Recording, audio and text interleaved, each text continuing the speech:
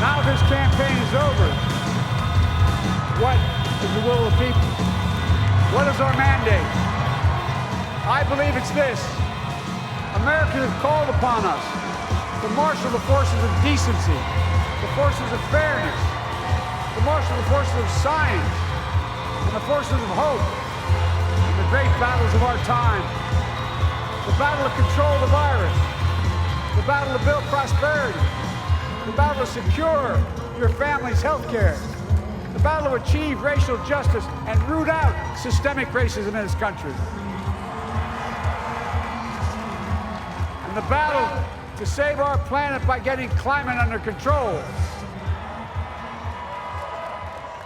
The battle to restore decency, defend democracy, and give everybody in this country a fair shot. That's all they're asking for, a fair shot.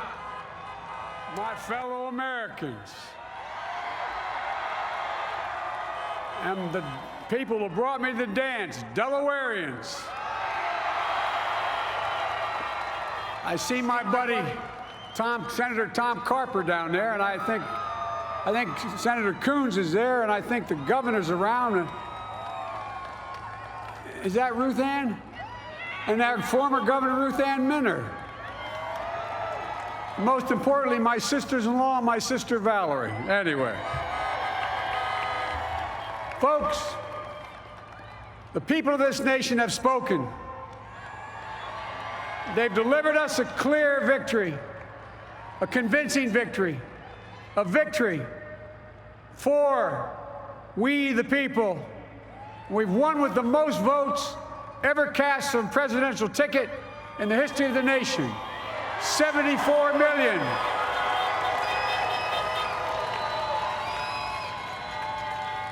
What I must admit has surprised me. Tonight, we're seeing all over this nation, all cities and all parts of the country, indeed across the world, an outpouring of joy, of hope, renewed faith in tomorrow, bring a better day. And I'm humbled by the trust and confidence you've placed in me. I pledge to be a president who seeks not to divide, but unify, who doesn't see red states and blue states, only sees the United States. And work with all my heart, with the confidence of the whole people, to win the confidence of all of you. And for that is what America, I believe, is about. It's about people. And that's what our administration will be all about. I sought this office to restore the soul of America, to rebuild the backbone of this nation, the middle class, and to make America respected around the world again, and to unite us here at home. It's the honor of my lifetime that so many millions of Americans have voted for that vision. And now, the work of making that vision is real. It's a task, the task of our time. Folks, as I said many times before, I'm Jill's husband.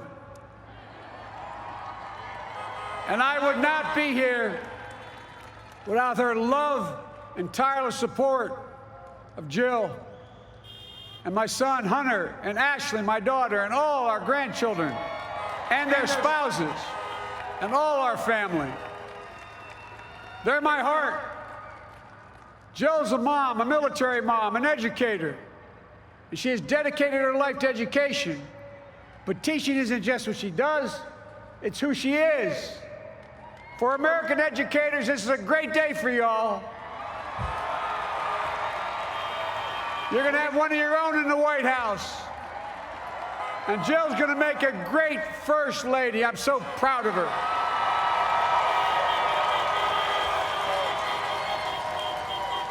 And I'll have the honor of serving with the fantastic Vice President who you just heard from, Kamala Harris, who makes history as the first woman, first black woman, the first woman from South Asian descent, the first daughter of an immigrant ever elected in this country.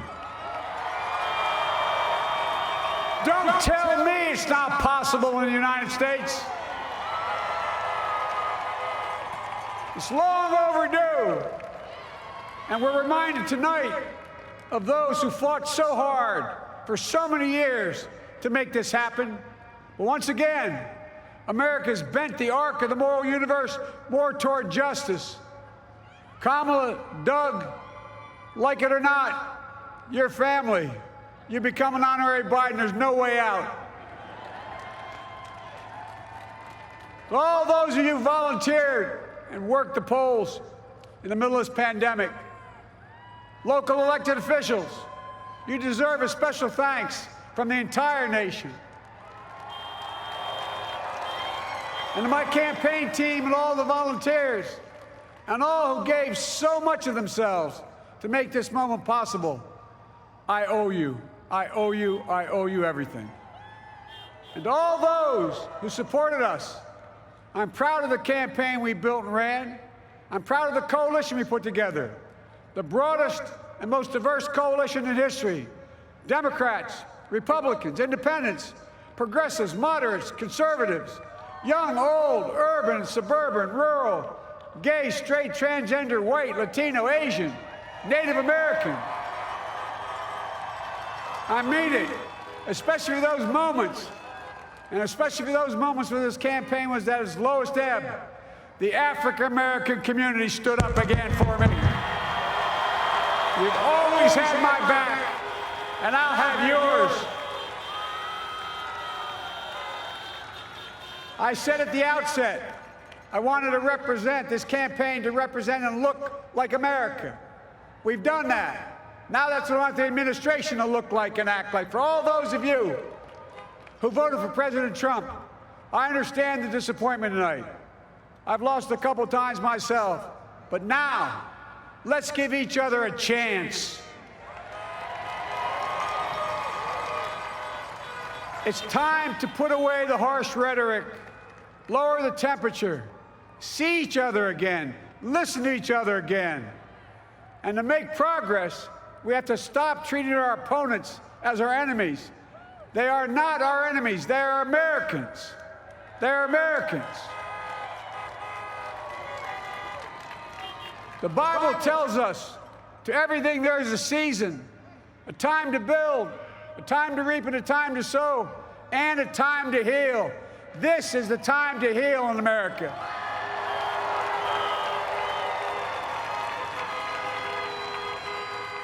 Now this campaign is over. What is the will of the people? What is our mandate? I believe it's this. Americans have called upon us to marshal the forces of decency, the forces of fairness, to marshal the forces of science and the forces of hope in the great battles of our time. The battle to control the virus, the battle to build prosperity, the battle to secure your family's health care, the battle to achieve racial justice and root out systemic racism in this country, and the battle to save our planet by getting climate under control, the battle to restore decency, defend democracy, and give everybody in this country a fair shot. That's all they're asking for, a fair shot. Folks, our work begins with getting COVID under control. We cannot repair the economy, restore our vitality, or relish life's most precious moments, hugging our grandchildren, our children, our birthdays, weddings, graduations, all the moments that matter most to us until we get it under control. On Monday, I will name a group of leading scientists and experts as transition advisors to help take the Biden-Harris COVID plan and convert it into an action blueprint that will start on January the 20th, 2021. That plan will be built on bedrock science. It will be constructed out of compassion, empathy, and concern. I will spare no effort, none, or any commitment to turn around this pandemic. Folks, I'm a proud Democrat, but I will govern as an American president. I'll work as hard for those who didn't vote for me as those who did. Let this grim era of demonization in America begin to end here and now.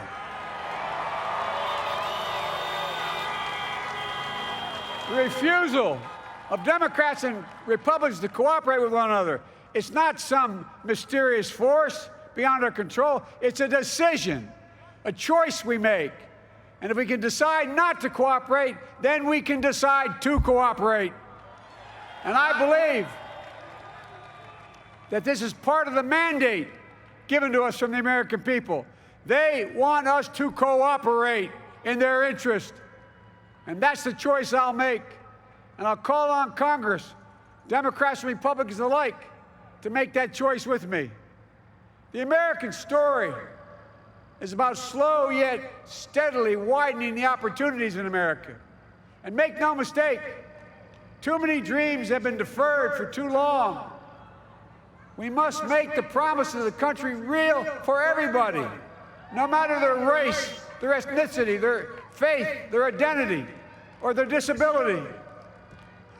Folks, America has always been shaped by inflection points, by moments in time where we've made hard decisions about who we are and what we want to be.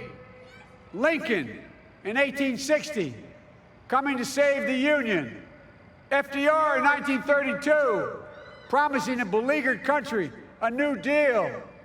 JFK in 1960, pledging a new frontier. And 12 years ago, when Barack Obama made history, he told us, yes, we can. Well, folks, we stand at an inflection point. We have an opportunity to defeat despair, to build a nation of prosperity and purpose. We can do it. I know we can. I've long talked about the battle for the soul of America.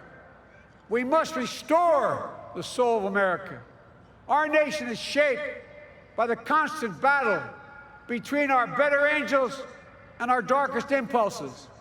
And what presidents say in this battle matters. It's time for our better angels to prevail. Tonight, the whole world is watching America. And I believe at our best, America is a beacon for the globe. We will lead not only by the example of our power, but by the power of our example. I've always believed, many of you heard me say it, I've always believed we can define America in one word: possibilities. That, in America, everyone should be given an opportunity to go as far as their dreams and God-given ability will take them. You see, I believe in the possibilities of this country. We're always looking ahead to an America that's freer and more just, ahead to an America that creates jobs with dignity and respect, ahead of America that cures diseases like cancer and Alzheimer's, ahead to an America that never leaves anyone behind, ahead of America that never gives up, never gives in. This is a great nation. It's always been a bad bet to bet against America. We're a good people. This is the United States of America, and there's never been anything we've been not able to do when we've done it together. Folks, in the last days of the campaign, I began thinking about a hymn that means a lot to me and my family, particularly my deceased son, Bo. It captures the faith that sustains me and which I believe sustains America. And I hope it can provide some comfort and solace to 230,000 Americans who've lost a loved one to this terrible virus this year. My heart goes out to each and every one of you. Hopefully this hymn gives you solace as well. And it goes like this: and he will raise you up on eagle's wings, bear you on the breath of dawn, and make you to shine like the sun, and hold you in the palm of his hand. And now together, On eagle's wings, we embark on the work that God and history have called upon us to do. With full hearts and steady hands, with faith in America and in each other, with love of country, a thirst for justice, let us be the nation that we know we can be. A nation united, a nation strengthened, a nation healed. The United States of America, ladies and gentlemen, there's never been anything we've tried we've not been able to do. So remember, as my grandpapa, our grandpapa used to say when I walked out of his home when I was a kid up in Scranton, he said, "Joey, keep the faith." And our grandmother, when she was alive, she yelled, "No, Joey, spread it. Spread the faith. God love you all. May God bless America, and may God protect our troops." Thank you, thank you, thank you.